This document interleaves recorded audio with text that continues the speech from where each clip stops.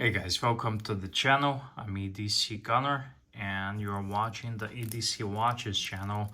I have a little comparison here. I have legendary Seiko SKX 007 and here I have its successor, the watch that people will say it's not its successor, but when this one got discontinued, this one came out with the same case, same handset, as you can see, some of the same features, same dial layout, a little bit of the differences, same crown, and yeah, different movement.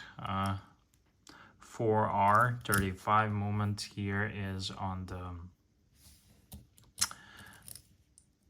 the Seiko 5 Sports. This is designation SRPD 53 for the Pepsi bezel. Many different variations regarding colors, including black and blue and green. And this one is SKX 007 and 009 as the Pepsi variation, but fortunately I have only the black variant. So what do I think? One has a better movement. Oh, should you call it better movement? But 4R35 has hacking and hand winding. That means you can pull out the crown and stop the second hand, and you can hand wound it a little bit. I would not recommend hand wounding automatic watch because you will destroy the movement. This is automatic movement designed, engineered to be wound by a rotor. So here, hand wound, I would only use it as if your watch sits, for example, for a weekend, and Monday morning you put it on your wrist and you slightly wound it 1, 2, 3, 4, 5, 6, 7, 8, 9, 10, and that's it. Do not wound this religiously because this is automatic watch. It's made to be wound by a rotor. Here you can see the rotor, you can see Caseback. Anyways, let's start from the dial. The case is identical, the same size, 42.5 or 43, depends where you're looking at it. When I measure it, it's 42.5, and I did measure it many times, especially the SKX. And the bezel, here has a lone pip, and that's one of the features, because you can see it says here on the SKX it's diverse 200 meters, and here it does not say it. So this is a professional dive watch.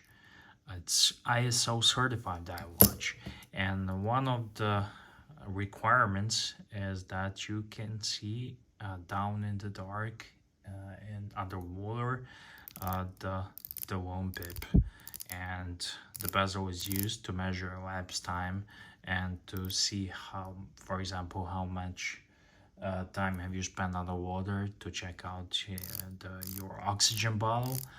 And if you need to, when you put the bezel here on this hand underwater, you can see it.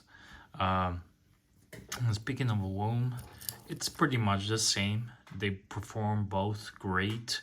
The loom is great on both of these watches. There's no difference whatsoever I have seen. They are both all-nighters, glowing first 15 minutes like a champion, and then gradually fading down.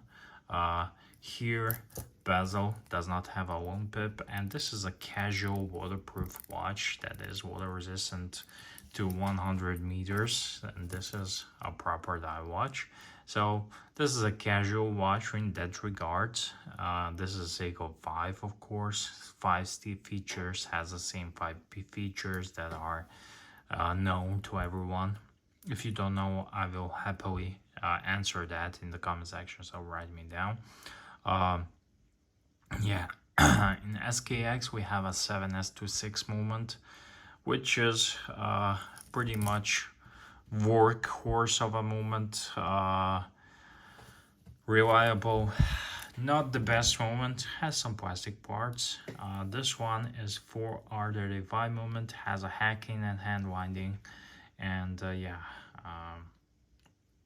that's pretty much it. The difference in regards movement, both entry level Seiko movements. A 6R35 movement is much better for Seiko. But during the years, these movements proved to be very robust and reliable, and they are not the most accurate movements out there.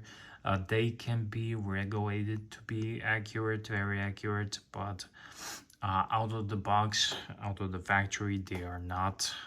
Tolerances are, I think, 30 seconds plus or minus, which is never the case. Usually it's 10-15 seconds, but yeah, that's the tolerance if you are wondering. Both have a recessed crown at 4 o'clock. This one screws down. It's a screw down crown. This one is not. I don't think it's a big deal. It's still water resistant, 200 meters. This is 200 meters with a screw down crown. The case is pretty much the same, brushed and combination of polished parts, with one exception.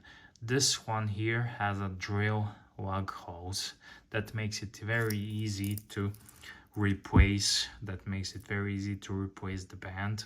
I put my SKX, I usually wear it on a leather band, but I put it on a same style bracelet just to make these watches look a bit same. However, this is original factory bracelet. It has a hollow end links, and here it has a 10 profile of this here, and it's very rattly. Here I have an aftermarket case. This is my favorite, and if I had to pick one, I would pick SKX. This is my favorite. This is a Militat bracelet, solid end links, very robust, with screws bracelet. That's really badass. Check this profile. But of course, this bracelet is worth like half of this watch, so yeah, it doesn't really make sense unless you really love the watch. But you can do it definitely. The bracelet is nothing to write home about. It has a solid links, hollow end links, but for this price range, it's good for the Seiko 5. And let's just take a look at the back. Here I have display case back for the, let me just see, I have some issues with the focus. Okay, now it's better. You can see the movement for R35. It's cool to see the movement, nothing decorated, nothing much, and I much prefer the solid case back if it does not have some fancy movement, but generally I prefer solid case back. And this is the iconic Kaganawa wave, or the Seiko wave as people like to call it. It's a famous painting by a Japanese artist, and it sits on the case back of these Seiko watches for many years. I believe this Seiko SKX came out in 96 or 98, I'm not really sure, and ever since it's been a legendary watch in the collector's market, mainly because it was a great value for the money. It was a proper die watch, and it had to be retired at some point, of course. This, alongside with the Seiko Monster, was some of the Hall of Famers. And yeah, now we have a bunch of new Seiko 5 watches that are similar to this one, to the Grandpa, but not as specced out. There are some pros and cons. Some people prefer hacking and hand winding. I prefer proper die watch. I prefer solid Caseback over this Caseback, but yeah, both feature mineral crystal hard legs. It's a Seiko's mineral crystal, proprietary Seiko's mineral crystal. That's a bit harder on the surface for the scratches than the normal mineral crystal, but it's not sapphire. And I've seen in my years of watch collecting, watch flipping, I've seen many Seiko Hardlex crystals scratched up to the point of no return, and they are a nightmare to polish. So usually I just swap them out. I never polish Hardlex, but they are hard, and they are not sapphire, but they are not normal mineral crystal. They're a bit harder to scratch. So yeah, something I forgot. I don't think so. So that's it, guys. Thank you for watching. If you have any questions, I will be happy to answer for you. And I think this is a great modern watch for first automatic watch, for affordable collection, for dive watch, for swimming watch, for summer, for beach, and yeah, this is something you can buy. I will leave you an Amazon link down below, so if you want to check it out, I will get some commission off it.